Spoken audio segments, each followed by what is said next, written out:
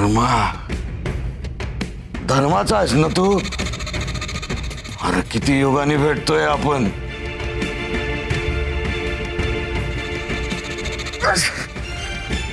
आणि इथं काय करतोयस तू? नरपासून बांधून ठेवलं वाटतं मला. कुठं गेला तो? सोडीव मला. बघितलंस का तू त्याला? हा? बघितलं? हा? अरे नाग्या, तो नरपशु मॅच, तो नरपशु मॅच.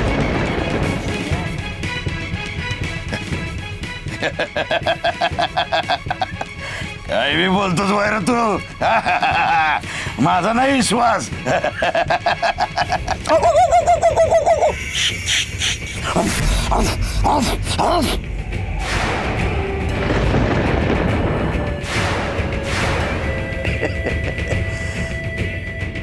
तू जर तो नरपशु आहे तर मग तुझ्या अंगावरचं केस कुठे आहे? हा, शेपटी कुठे आहे तुझी? आणि तू त्या सखूला जित्त का सोडलं? अरे जिच्यामुळं मला माझं खरं रूप गावलं, जिनं माझ्यातला जनावर मारला, तिला म्या मारू? राट तुम्ही त्यांच्या नादाला लागू नगस, त्यांच्या वयावर जाऊ नगस.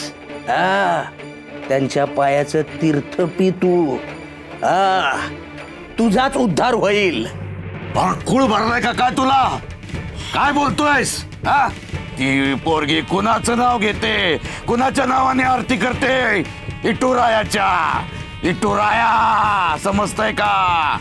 आपल्या गुरु जिगरोबांचा शत्रू. आणि ते चालतं वैर तुला? तुझ्या अंगात आग नाही भडकत वैर? हा, ए नागोजी, अरे माझी जी अवस्था झाली होती ना, त्यातून मला तुझा तो जिंगरोबा भगवंत इटुराया कोण बी बाहेर काढू शकत नव्हते. अरे मला मुक्ती होती ती खऱ्या भक्ताकडून. कारण भगवंतापेक्षा भक्त मोठा असतो या. अरे भक्ताच्या शुद्ध भक्ती पुढे बी देव झुकतो या. लक्षात ठेव, तू जर येळी सुधारला नाहीस ना तर तुझा बी नरपशु होईल, तुला बी शेपटी फुटल. आणि तुझ्या या शाप मुक्तीसाठी तुला बी सखुबाईच्या पायाशी लोळण घालावं लागेल.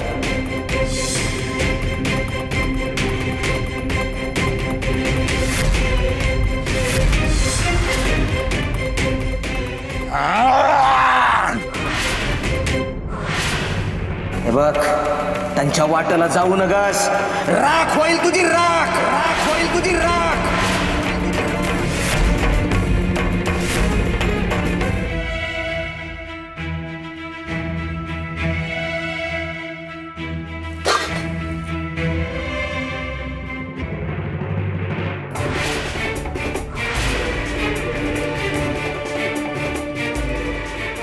अगं ए खुळे, तुझ्या डोक्याला खूळ लागलाय म्हणून आम्हाला पण खूळ लावतेस का? भांडी घासलीयस की तशीच आणलीयस? रवाई बघ तरी, खरकटी भांडी तशीच आणलीत परत. ही गंगी पण ना मेली त्या सखू सारखीच झालीये. डोक्याला ताप. सखुताईंनी मला बोलवलंय.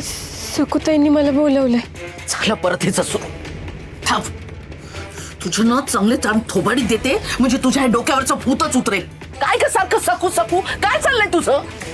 सखुताईंनी मला बोलवलंय. सखूताईनं तुला बोलावलंय ना? मग तू पण जा ना. सखू गेली वैकुंठी, गेली ढगात.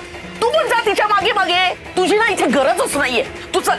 तू ना अशी ऐकणार नाही. चल निघ. येस ये. सखूताईने बोलावलंय ना तुला, ये.